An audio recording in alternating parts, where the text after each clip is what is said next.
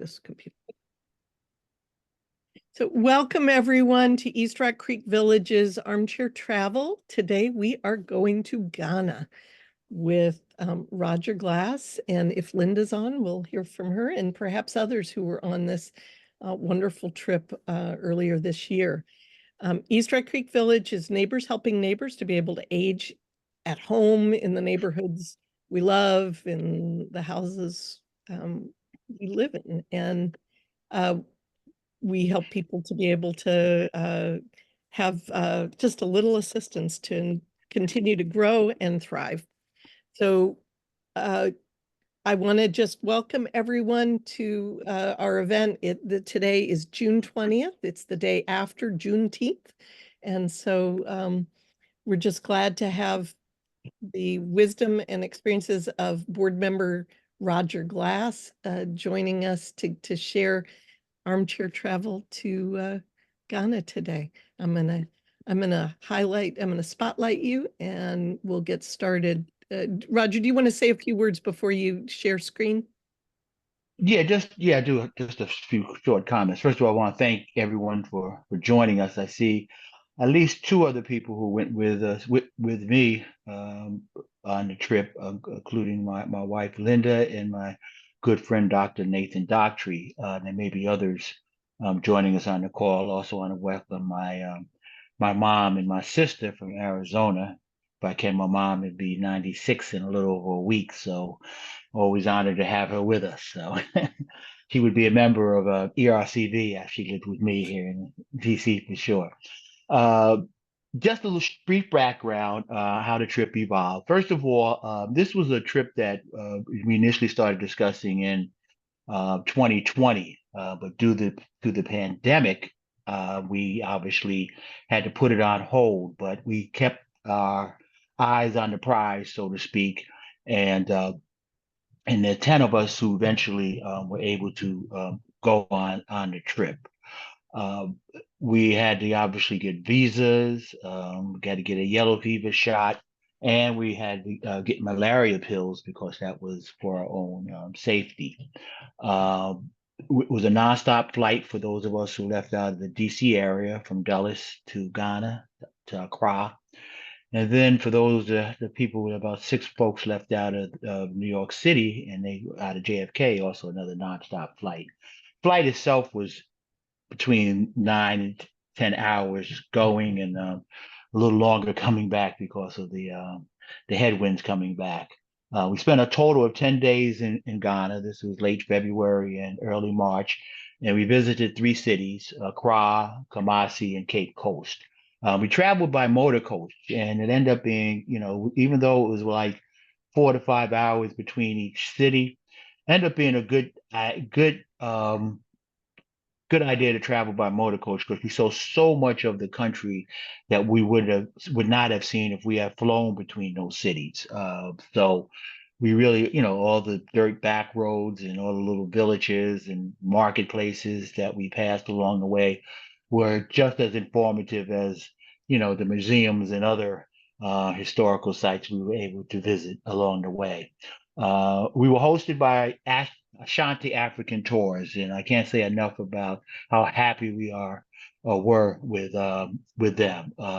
They are a Ghana-based tour company that we contracted with. I thought we had a good price. We stayed in, some of the best hotels in those three cities we visited, and ate in some of the top restaurants, and everything was done on a timely fashion. So we were real thrilled with the tour company that we used while we were in Ghana. So I'm going to go ahead and start sharing my screen. Hopefully this goes as planned. This meeting is recorded. This thing is okay. Let me see.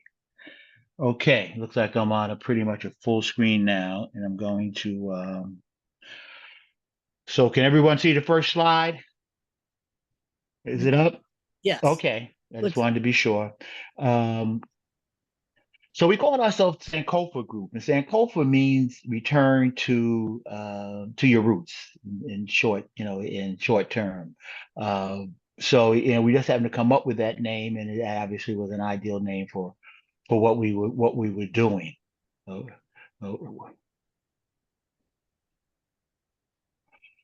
This is what this is in Accra. You know, Aquaba is welcome in one of the languages spoken there in Ghana. So this was one of the first places we passed by while we in Accra. That's my lovely wife, Linda, for those of you who don't know. Our first stop, you know, and appropriately so, was one of our first stop, I think it was actually our second, was the Kwame Nkrumah Memorial Park. Kwame Nkrumah, as I'm sure many of you know, was a leading voice.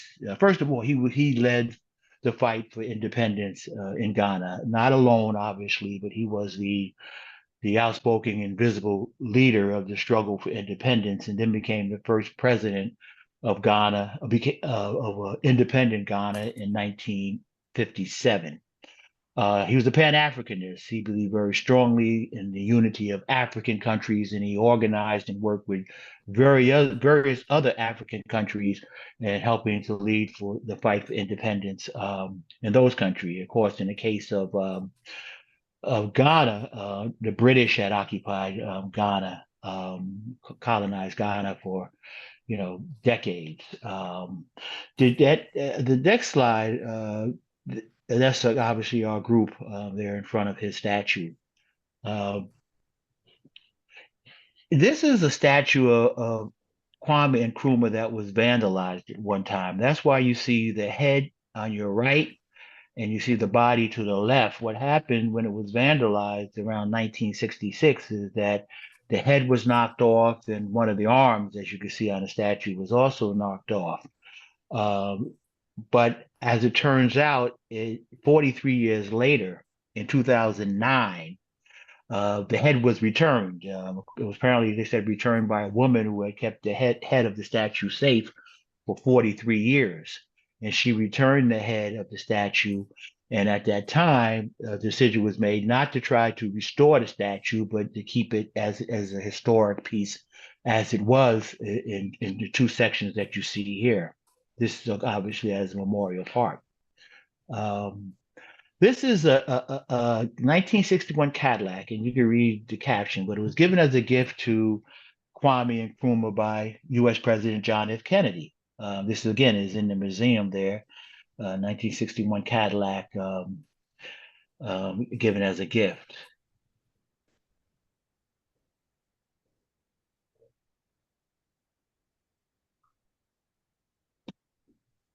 One of our visits there, one of the places we stopped right outside of Accra was a botanical gardens. And what you see, you see growing in a tree, something that looks really like an acorn with a hole at the bottom, but obviously it's a huge um, um, growth comes out of this particular tree.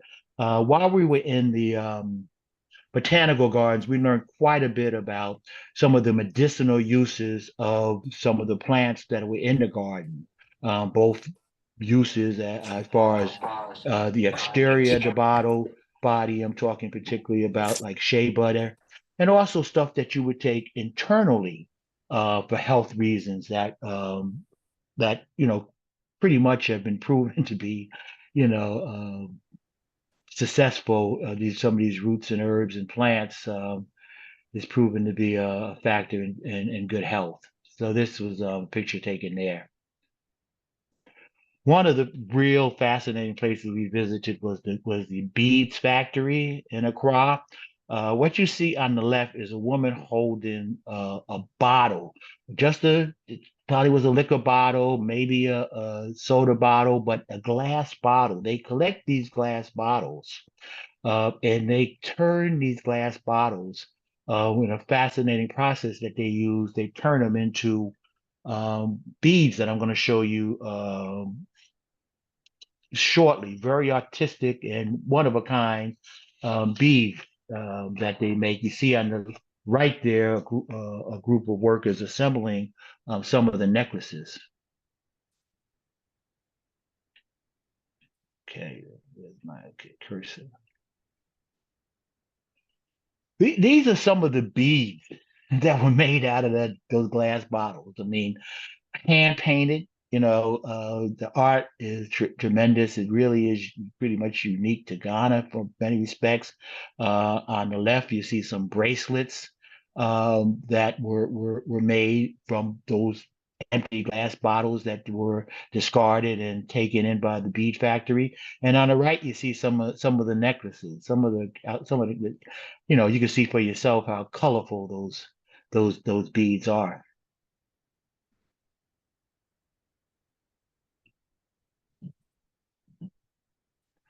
Obviously, while we were in Ghana, we wanted to sample as much of the cuisine as possible. And as I said, the tour company that we went with took us to some top restaurants. And this was a place which was a buffet. And you see there the chef in the black shirt telling us, what the dishes are that we're looking at.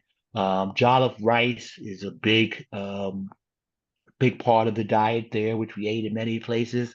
Tilapia, which is real tilapia, which because it's out of their waters there in the ocean and the seas surrounding Ghana they have tilapia. I had several pieces of tilapia. I don't eat local tilapia, but this was fresh tilapia. Red snapper was another fish, goat, oxtail, okra, broiled yams and sweet potatoes, just a nice variety, spinach.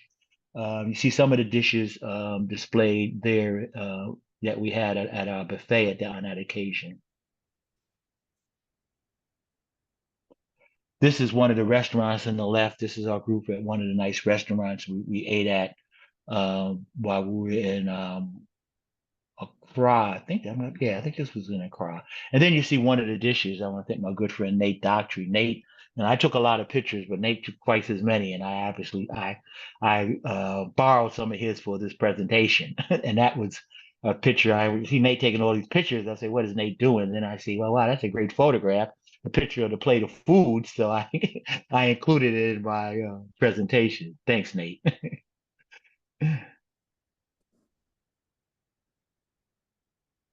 This is the Kwame Nkrumah University, which is outside of Kumasi. It's the largest university in Ghana. It has approximately 25,000 students on campus who live in the dorms and so forth. But then it has a total of 60,000 people, and I guess these are students, I should say. And so I'm assuming these are folks who commute or take online courses when they total out that number of 60,000. But we had a chance to one of our tour took us through the campus and saw some of the students as you can see there.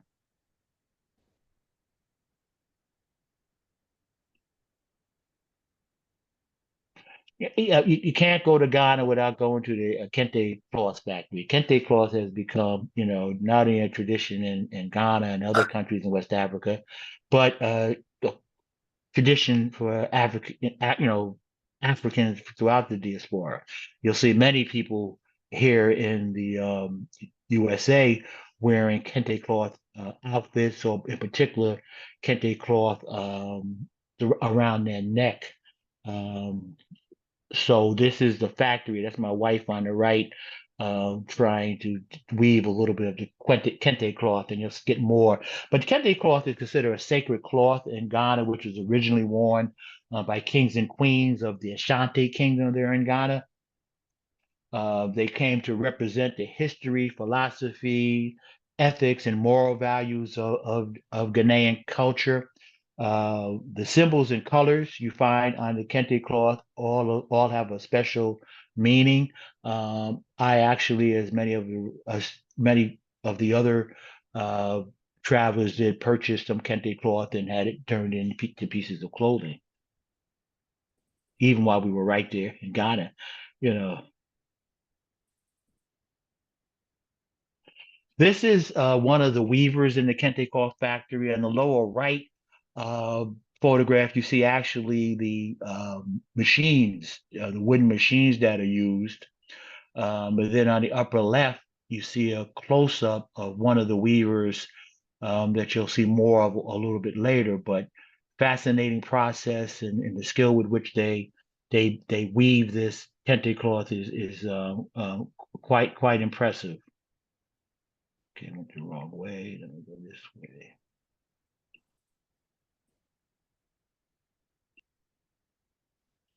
Okay, so here I am in my royal garb, along with my four wives. Just kidding. And in the Ghanaian tradition, obviously that's uh, my wife on my left. The others are cousins of my wife or my wife's um, well, one yeah, well, related to my wife. I knew right away it was going to be too expensive to have four wives, so the notion, just came and went. So this is the picture that we all got a kick out of. This was at the Kente Cloth Factory where they actually dressed us in that garb, the workers there. The marketplaces in throughout Ghana, particularly in Kumasi, are just, so outstanding and so crowded and so busy. This is a shot here of one of the marketplaces in Kumasi, and it's called if I don't pronounce it correctly, the Kejetia Marketplace, and it is considered the largest, and this is just a small piece of it, largest marketplace in all of West Africa. It has more than 11,000 stalls in this marketplace. It probably covers an area of 20 to 25 blocks. We stopped at a lot of the marketplaces while we were there in Ghana, but this one was so intimidating that no one wanted to get off the bus. It was so much going on. When our tour guide said, "Hey, you want to stop and get off?" We were like, "Nah, that's all right." It was just just was too intimidating. But it was just so busy, and to see the thousands and thousands of stalls and thousands of people, was so amazing. So here are some of the people we saw who worked in the markets. As you probably know already, almost everybody, particularly all the women, carry their goods, be it food, clothing, sewing machines, whatever it is, they carry on their head like that, and they just see them walking around. We saw some men, but 95% of the people we saw doing it were the women.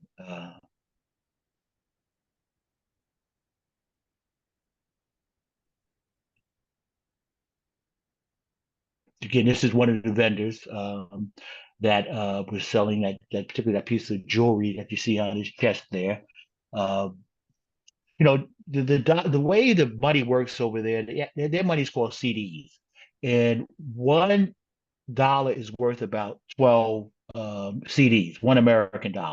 So obviously you had to do all the calculations anytime you bought anything, and usually you could do it on your phone, or usually we relied on our tour guide to tell us, what is, how much in US dollars is 1,200 CDs, so we could make sure we were getting a good deal.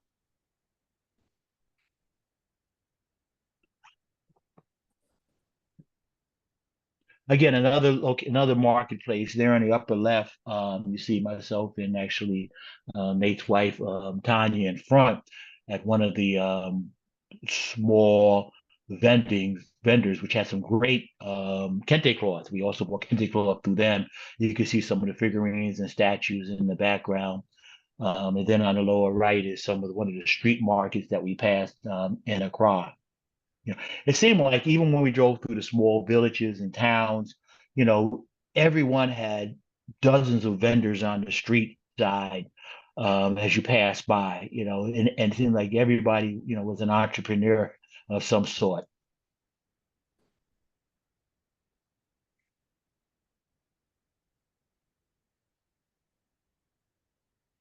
These are some of what I call the faces of Ghana, some of the vendors that we met and came across, and who were nice enough to allow us to take their pictures. Very, very good spirited people. This is a group of children who we saw when we were at the well, it's coming up where we were was at the not the botanical gardens, at the rainforest. So we went to the rainforest. They were there also, as a school class, visiting the rainforest. They enjoyed, had a picture taken, and even had a chance to say a few words to them, which was nice.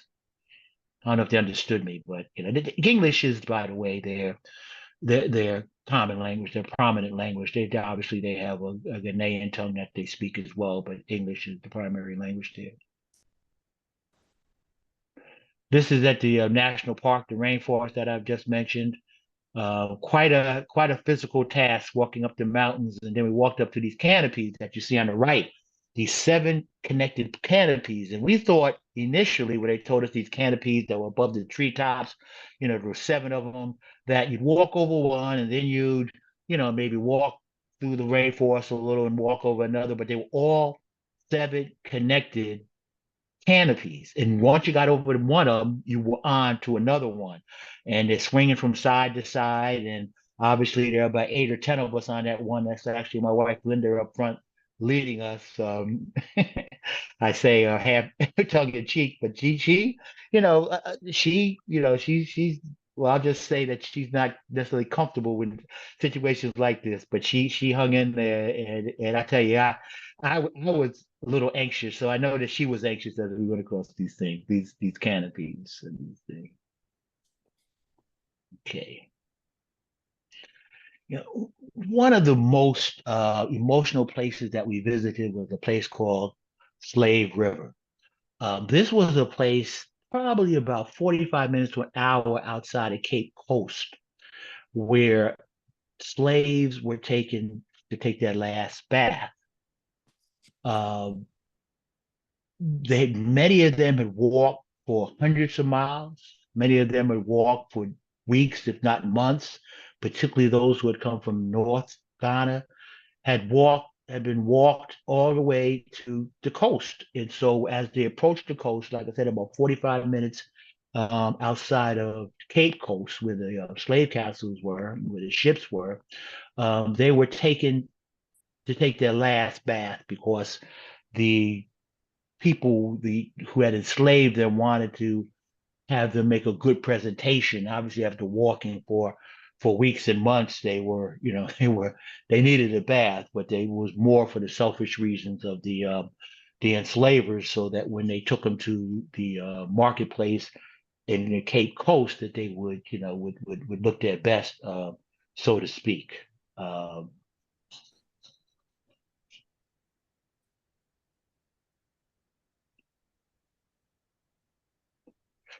this is actually the body of water where the last bath took place. We were encouraged to we were given a leaf and encouraged to drop it in the water with some thoughts of our ancestors as we did so. So again, this was quite an emotional place, along, with other places we visited.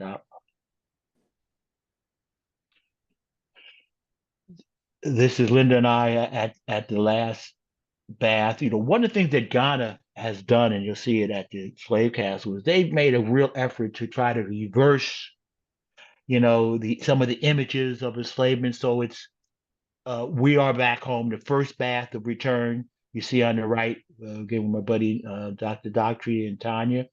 So the first bath that those of us who return from wherever throughout the world. We were dispersed during slavery. We came back to take the first bath, and then the arch there that says, we are home. We are back home. We had these shirts made, here in the U.S. and all 10 of us had a shirt to wear that we wore on one particular day.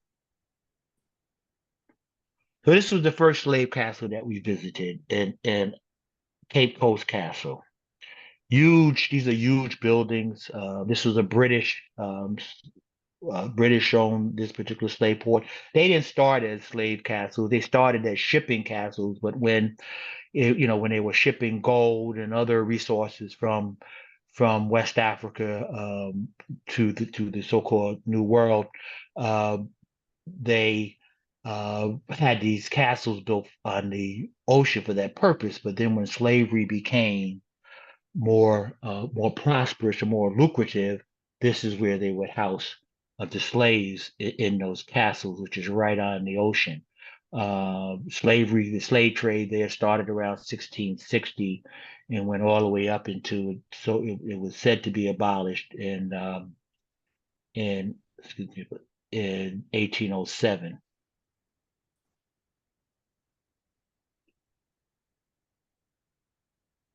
This is the female dungeon up on the upper left. You see the entrance, to the dungeon, and on the lower right, you see my wife in the dungeon itself.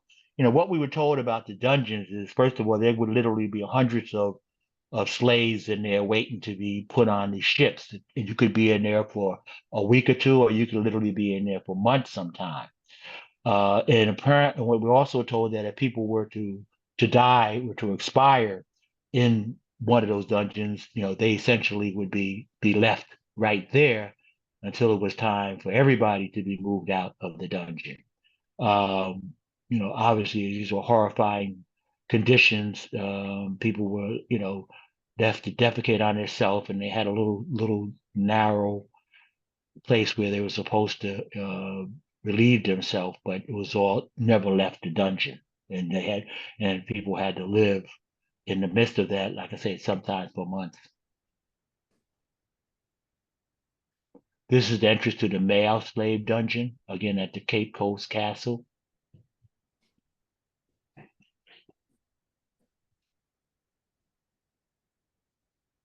Okay, gotta bear with me for a minute. Sometimes this cursor wants to send us back.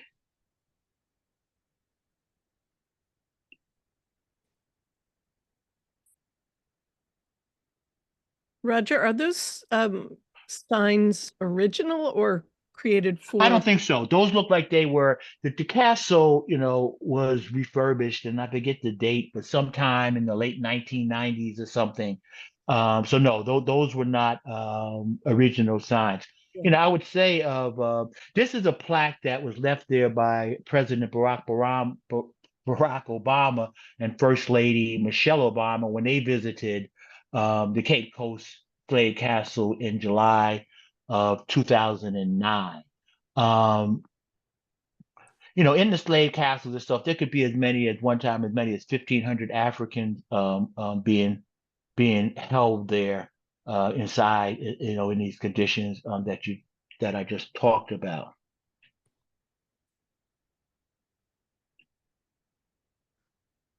This is our group. This is what's called the door of no return, and now they've called it. They changed it to the door of return, again in keeping with the Ghanaian effort to welcome us back, those of us who have roots there in West Africa, to welcome us back to our homeland.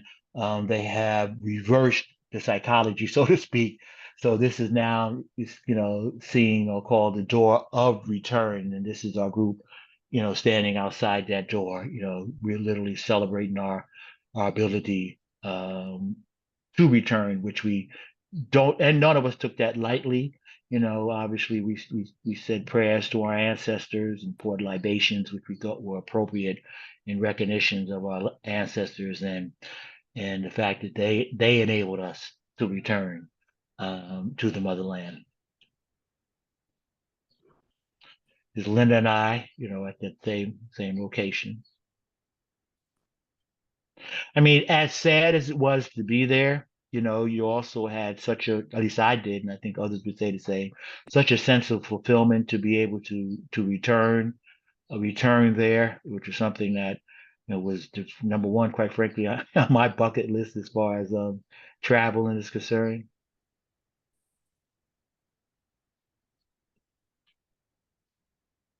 This is and this was a photo taken by what Linda's cousin's Eddie's wife, Denise.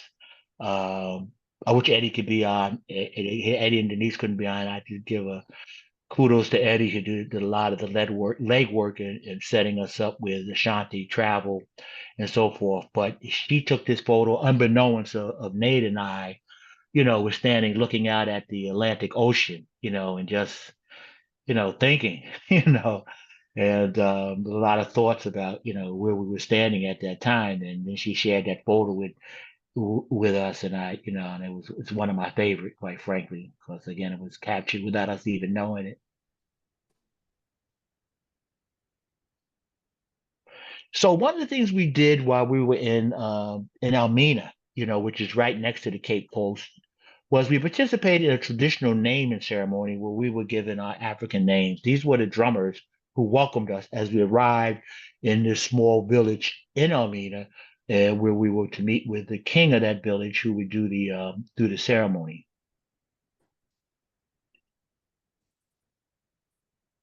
Here's the king. Now, the way the king doesn't he directs his remarks to uh, not directly to us, but to, in this case, the man you see standing on the left in the black outfit.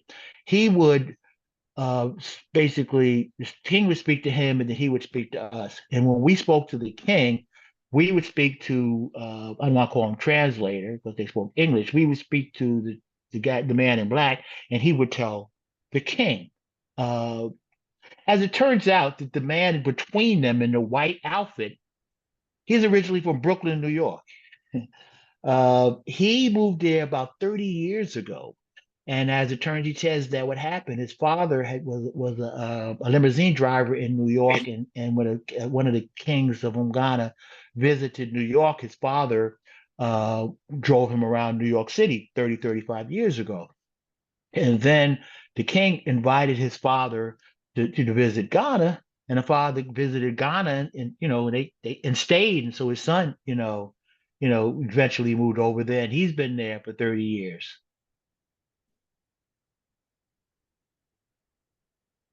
This is part of the naming ceremony. I will say that while the king did later talk to us directly, and it was not the kind of I'm not saying it wasn't, we treat him with the kind of respect, you shake with a certain hand, but, supposedly you don't speak to him directly, but he did speak to us directly and allow us to, to speak with him somewhat directly later on. And there are numerous kings, there are numerous kings, within these villages. Uh, a village, I don't know how large the village he was king over, but he certainly had the respect and adoration of the people in that village, as we could see. So this is Linda and I receiving our certificate, and around our neck, you don't call it anyway, I can't think of the word. Linda's name, the names that they give you in Ghana are based on the day you were born. So Linda was born on Wednesday. So she's a Kua. I was born on a Sunday. So I'm crazy. So those names are associated with the days that you were born on. So that's why we were given these particular names, and everybody. So there might be one or two or three Akuas within our group if they were female and born on Wednesday.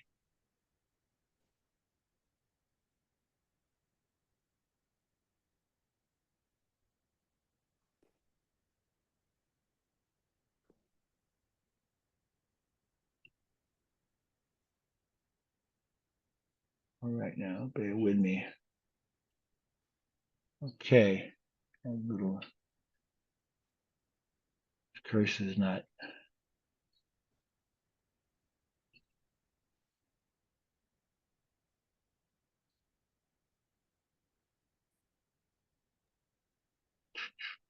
One second there. I don't know. You got it. Yeah, but the thing, the arrows at the bottom come and go You so can also quickly. you can also use your advance on my your keyboard. keyboard. Which key is that, Shelley? Probably lower right, the arrows should work. Yep. Thank you. I should have known that from the beginning. They're a lot easier. Learn something there. Okay. A lot easier. Here we are, outside after the naming ceremony. We sash. That's what we had our sashes on, and you see really a plant that some kind of adornment, the green plant that was given for us to wear that we actually brought home with us as well.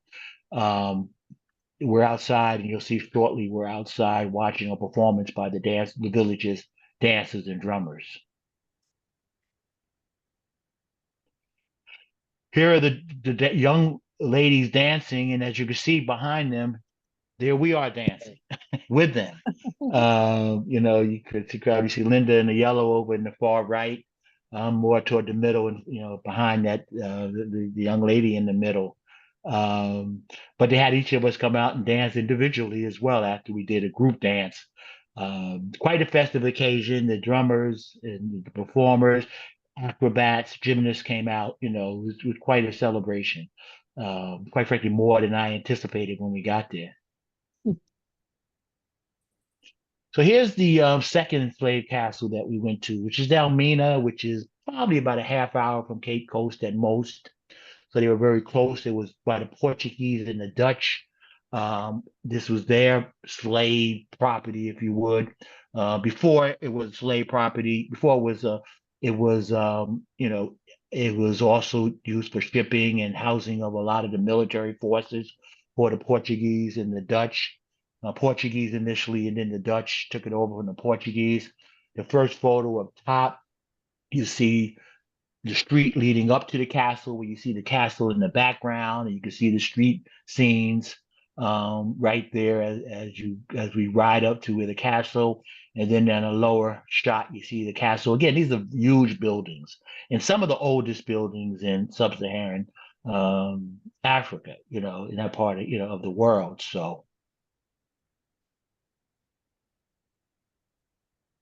here's the door of no return that's still maintained there. You see it's very narrow. The enslaved Africans had to squeeze through that door to exit to go to the ships, which would take them, off to the Americas and the Caribbean and South and Central America throughout, where slavery was and slaves were taken.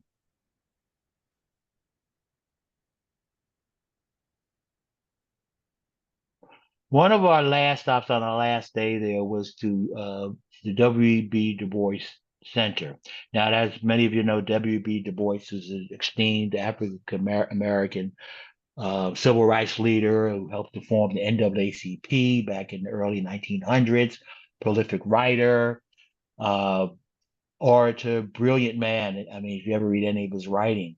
But he was asked by Kwame Nkrumah to come over there and help them with documenting some of the history of Ghana and really of Africa, of West Africa, um, from an African perspective. So he's invited by Kwame Nkrumah to come over there. And then he ended up living the rest of his life over there. He and his wife, were treated quite well over there. Again, he's the guest of Kwame Nkrumah, who I think died not too long after W.E.B. Du Bois went over there. I mean, it's amazing how many books he's written. There's a library, a room we went into, which is essentially a library, and all of the books, hundreds of them, were written by him. I mean, it was just, just mind-boggling that one person could have been that productive as a writer. Um, his final resting place is actually here as well. Nkrumah's final resting place, as you can see, some of the HBCUs that he was associated with. He was associated with Howard University at one time, Clark University, which is down in Atlanta, another HBCU.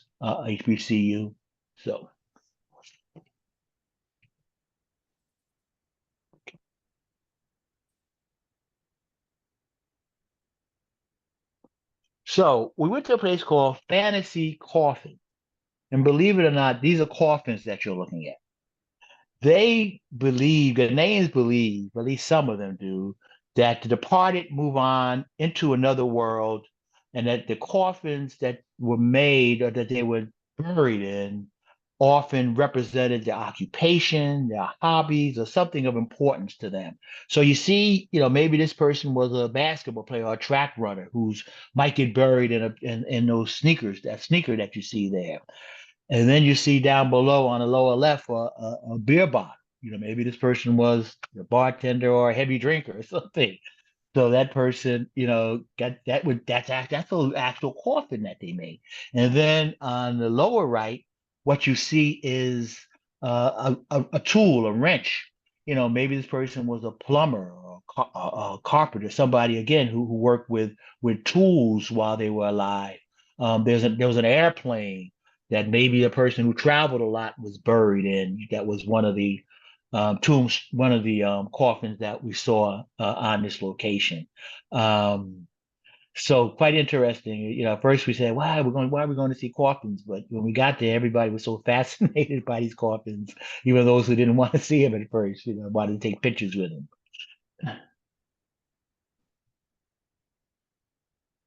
So finally, I got to give a shout out to two really uh, uh, great and who are now part of our family, and that's Christian on the left, who was the driver, and Oscar, on the right, who was our tour guide. Um, they were great. I can only say that, in one word. I mean, they were easy to work with. They were timely.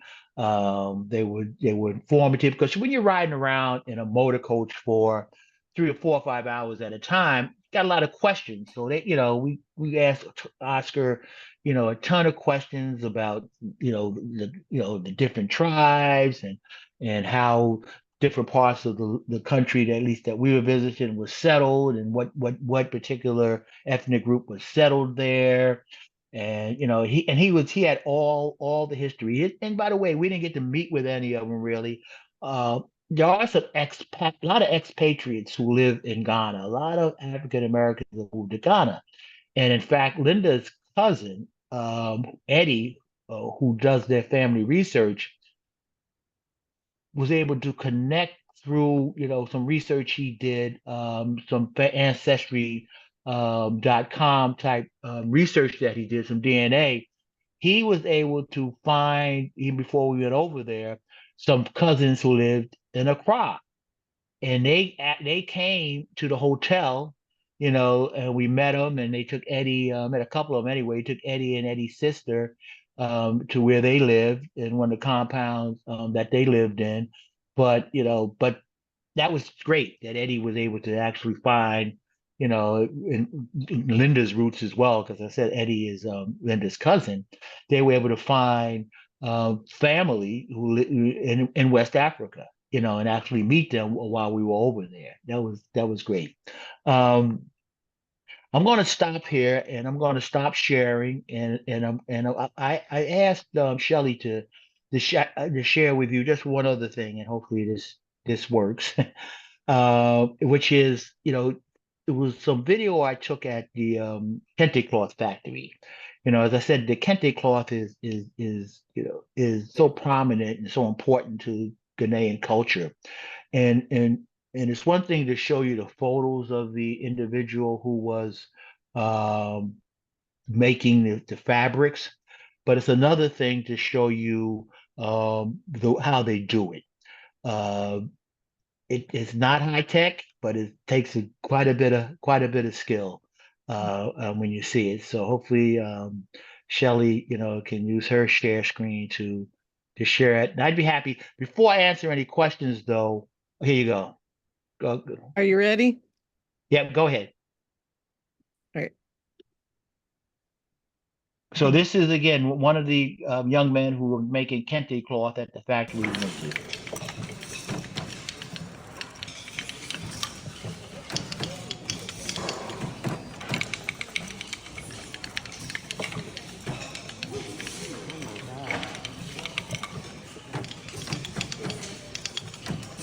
Okay, So please, we are on the third stage of the weave, and this weave, we call this triple weave. And among all the weaves, this is the most difficult weave that we have here. Yeah, because they spent a lot of hours before they did this one of the steps. They spent 3 years also to learn the triple weave.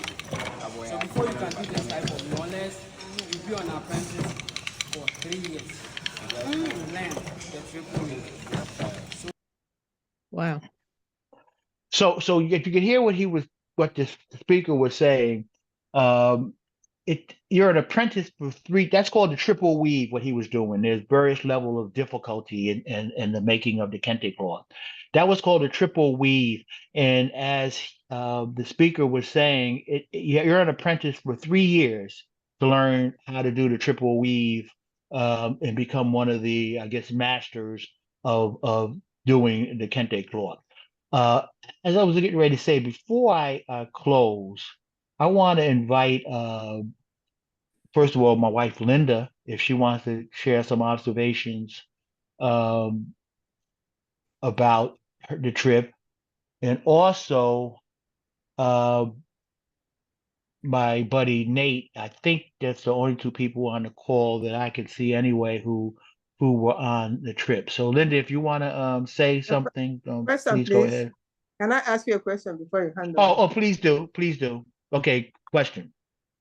How do you like the food when you went to the restaurant? You know, I'll say this about the food. You know, the jollof rice was new to me. You know, plantains I've eaten before. You know, some of the other food. You know, oxtail, goat. That's one of the things that I will say. You know, and you're from West Africa, I assume. Where you from? I'm from Nigeria. Nigeria. Okay. One of the things that you find if you live in a city like DC, which is fairly international, we have access to that food here. There are West African restaurants, as you know, in the DC area. And when you travel to places like the Caribbean, it's really, I've always found it fascinating because places like the Caribbean have like Jamaica, for example, have maintained so much more of our culture, than African Americans, including a lot of the foods that they eat over there. So, I yeah, have one. I enjoyed the jollof rice. Some of the food was spicy, and Yes. I'm not someone who's big on spicy food, so I would ask sometime, what the level, how spicy that particular dish was Good. before I ordered it. But the fish was great. Oh, everything was fresh. Everything was. I mean, and I'll finish on that, and this will let Linda speak. One of the big industries over there is fishing. In the morning when you left out of the hotel, we see hundreds of boats out in the ocean, people fishing. And that's one of the big, occupations, if you would, over there in on the west coast of Africa. Um, I'll be happy to ask more questions, Linda. What I would say about the food is I thought I liked spicy food, but that was spicy food. That was spicy food to another level. That's all right. So after a while, I couldn't take it anymore. But That's great. Is there anything else, Linda? okay, pretty much on everything Roger said, I agree with. But it was a wonderful trip. But the slave castles, I must say, was very emotional for most of us because we really can't describe the conditions those caves were in. There was very little ventilation, very little light.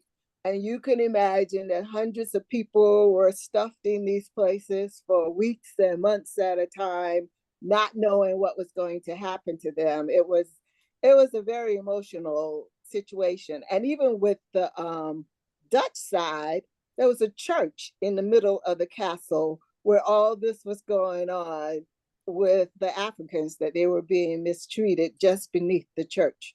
Mm. Wow. Well said. Nate, are you with us still?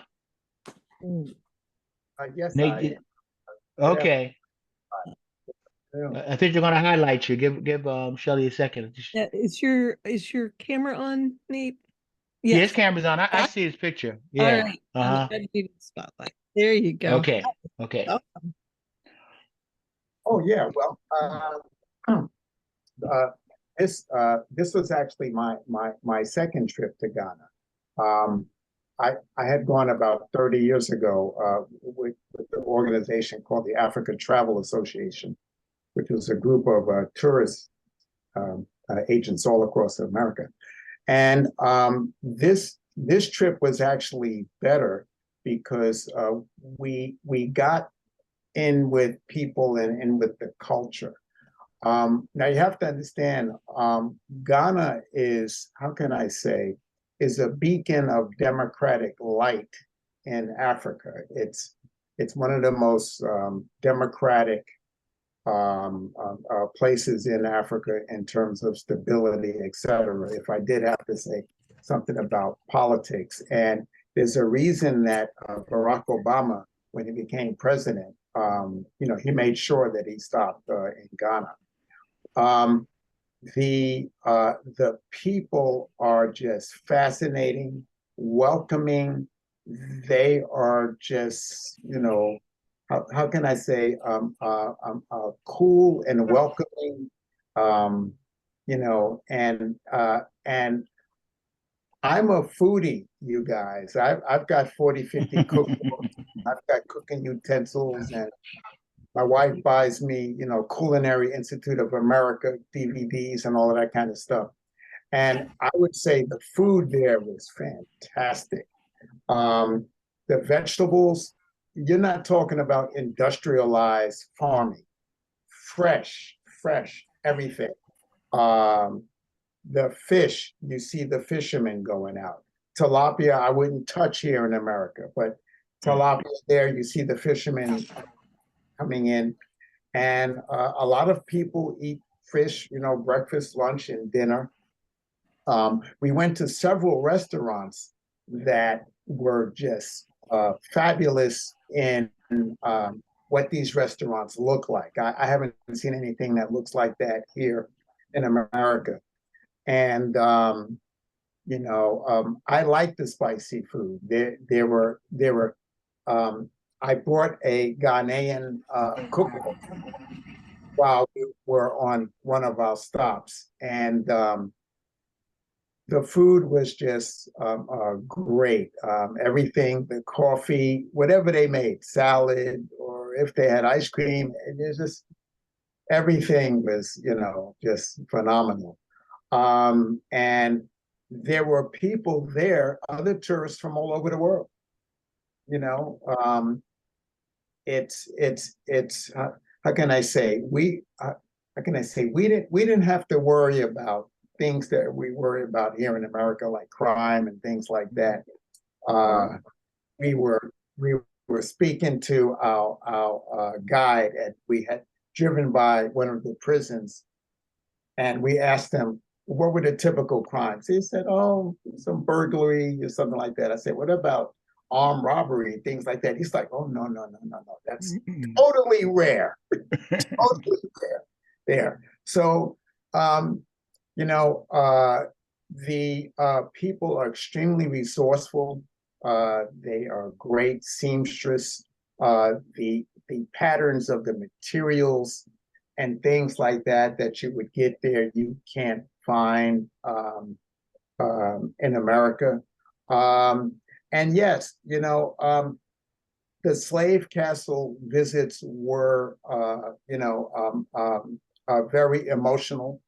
And I remember the first time that I had gone, I was with a group of tourists, and we were inside one of the dungeons, and it was stifling, small windows, and you can't imagine how human beings could stay in there. And one of the interesting things while we were inside of the dungeon, the tourists that were there, we broke out into some old Negro spirituals, and there were people of all different type of ethnic backgrounds, and we were just inside of that dungeon, just singing. And then I remember being on top of one of the castles, typical to the scene that Roger and I were in, where we were looking out over the Atlantic Ocean. And I remember being there with people, African descendants like myself from all over the diaspora, from Brazil, from Chicago, from Jamaica, just from everywhere. And we were standing there, and I looked out over the ocean, and I was like, wow, we survived the transatlantic, a slave passage. We survived slavery.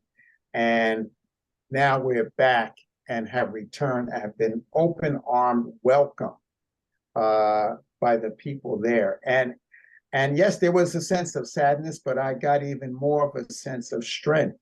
And I was like, look, I shouldn't complain about nothing when I get back to America. All right.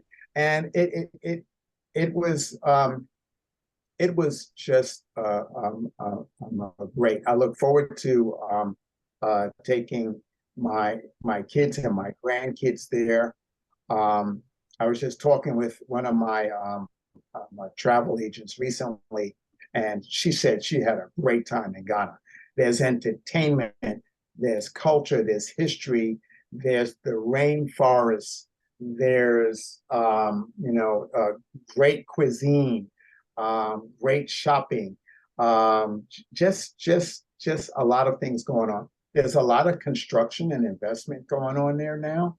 Lots of new condominiums, apartments. There's construction actually all over Ghana, because the people there build, and it was just a fascinating trip. I would encourage anybody to go. It's not just for African Americans; it's for everybody. And I'll tell you, everybody was there. Okay. Thank you. Thanks, Nate. Thanks for contributing. Somebody said something? Question? Comments?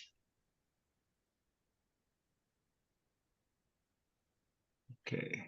If folks want to either turn on your cameras or unmute yourself. I have one picture to show of, because Linda wore one of the pieces she had made. Can you all see? Yes. Yes, it's up there, huh? Yeah, Linda wore this to our jazz concert just a couple Sundays ago, and so beautiful. Yeah, the thing, I bought a piece of material, a piece of fat on a Tuesday. I bought it and gave it to the tailor Tuesday afternoon or evening. The next day, he bought me back a shirt. Or bought you back an outfit like Linda. I mean, literally within 24 hours, they'll make, they're a seamstress, and actually when you ride through the country, we see a lot of you see homes that the homes don't look, look like they are Dilapidated. okay, all right. My wife says dilapidated, but there'll be 4 or 5 women on the porch, sewing, So it. so they're making some products that they can take to the marketplace. So yeah, and there's a tailor over there who I've actually had make me something since I've been back here. So yeah, I told him, I left word with him, look, if you find this particular print, something similar. And I wish I had a picture. He sent me back a shirt that Linda already had some pants in that particular print that I didn't even know, that particular fabric. So we wore it out together. What we were able to get dressed in, one night, and she had the pants and I had the shirt on, Didn't even know we had bought the same fabric. Yeah, looks like Paula Paul has a question. question. Who's that? Paula? Paula. Okay. Hi, Yes, Paula. thanks so much for sharing your travels.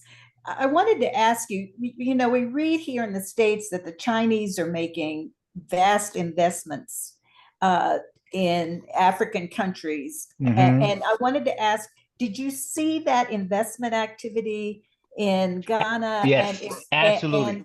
Okay, And talk more to that. the tour guide made a point of telling us, pointing out to us that these were, these buildings being put up were being put up by the Chinese. I think he told us at one point when one of the new leaders came on board, maybe I forget how long ago, 10, 15 years ago, he kicked out the Chinese, but they eventually were invited back in. And now, maybe because they needed them to help construct these buildings. But now you're right. You see a lot of what's being done there in terms of the development that Nate just spoke about are being done by the Chinese. Absolutely. And it's, like I said, the tour guide would point out to us, say, that's the Chinese development. That's the Chinese development. Yeah, it's happening. Yeah.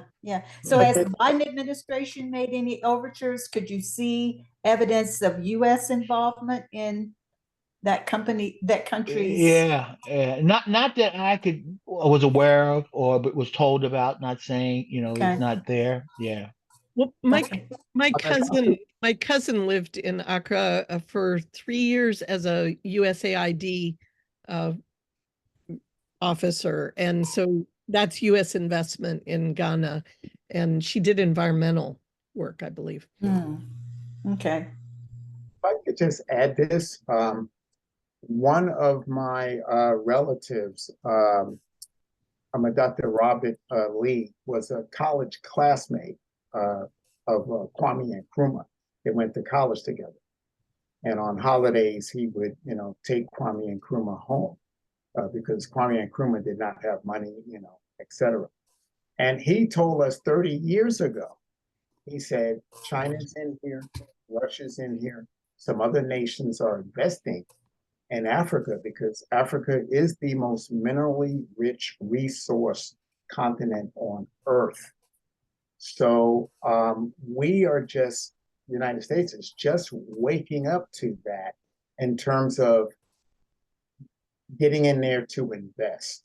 Because what's happened, the Chinese have come in, built infrastructure, and then on the front end and on the back end, they're paying off government officials to do X, Y, and Z and to do certain mining.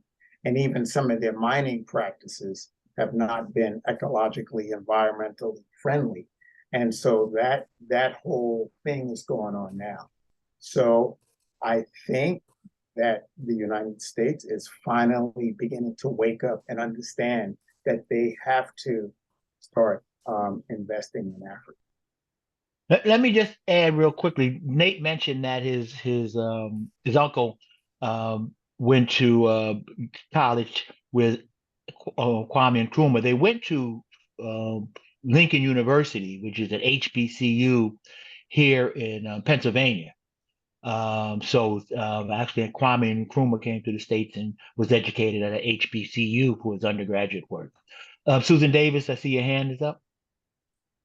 Oh, I don't know if people want to still talk more about the investments and things, but I wanted to go. I had a question about food again, and that has to do with West African food here in DC. And I know there's a restaurant down near Colorado, where Colorado and Kennedy cross, that has jollof rice and other things like that. And I just wondered if either Roger or maybe Nathan, since he's the real foodie here, could recommend a place to eat West African food in the DC area. Well, I know the restaurant you're talking about. Actually, I've been past there and never been in there. But the place, and maybe the sister from Nigeria can also chime in. The place I hear good things about, I've never been to, is a place called Roger Miller up in Silver Spring, Maryland. It's on what's the street it's on Bonifant. Okay, street that all the construction is going on, right? Isn't that the one street? Yeah. I've heard many people, many of them, from West Africa, recommend that place. And then I noticed right next to, a couple doors down from the Fillmore up on Colesville Road, there's a Senegalese restaurant up there. I just noticed not too long ago. I don't know how long it's been there, but there's a Senegalese restaurant that's up on right there, a few doors down from the Fillmore, right across the street from the AFI. So I don't know if our sister from West Africa has some experience.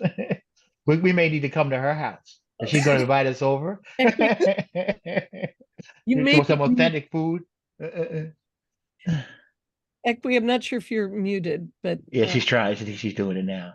okay. She's muted. Yeah, I think she's. Okay, Yeah, She's yeah, you're on we can now. hear you now. okay. Unfortunately, I don't because I don't do spicy food. And that was why I asked you about the food. I feel more comfortable going to other restaurants, but not to African or Okay, Jamaican very interesting. restaurants because their food is very spicy and it doesn't suit Sure. my. Okay. That's great. But one question I need to ask you when you try the food, how do you compare the way you prepare okra here and the way you prepared it in Ghana? I don't know if I ate any of the okra. Nate, you had some of the okra, didn't you? When we were in Ghana? And Nate, as he mentioned, he's serious. He's He a eats cook, everything. yeah. And when Nate and eats a lot too, so he was really in his element. Yeah, but when we go to his home, visit him in either North Carolina or West Virginia, he's always cooking for us. So, but Nate, she asked about the okra in particular. Yeah. We make it slimy, but here you Yeah, fry your okra. We don't fry the okra. In terms of the exact preparation, I don't know necessarily that I can comment on that, but when it's how can I say, it's the difference when I get food from the farmer's market as opposed to the regular industrialized farming food. It's just way better. Okay. So there are different ways that we prepare, okra, like in the South Carolina area, but it stems from Africa and how it was. South Carolina area is slimy. We prepare it slimy. Right. My wife knows. I'm from Any other South Carolina. Any other questions? Let me see if there are any other questions because I don't want to. I mean, when I saw like an okra stew, I got it every time. Good. Great. Any? Oh, I see you put my name. I have my name is in there. Yes. I was wondering, Roger and Linda, you want to change your names in the ERCV list? Well, Ajman, that second name I was given, they told me what it meant. And I don't want to say, Go ahead. what's it called? Survivor of a leader of a nation or something like that. No pressure. Yeah, right. Something like that. Something to do with a nation, builder of a nation, something to that effect. I have it written down somewhere, but I don't go around using it. If I could just add something, when we had the African naming ceremony, I actually thought it was going to be for like a baby and we were just going to be observing. But when we got off our bus, it was like the whole town and the elders lined up for us, and they had the drummers and the dancers for us.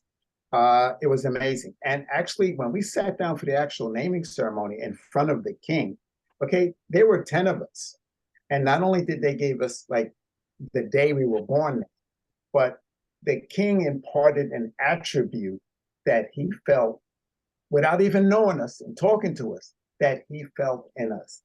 And it was amazing how the attributes that he gave for each one of us, like the one that he gave for Roger, for Linda, for myself and others, he was just so spot on. It was so emotional. I almost broke out into tears when he was talking to me because I'm like, this guy knows me. you know? And so that was one of the magical things about our naming ceremony. Wow. Thank you. That's great. Let's see. Okay.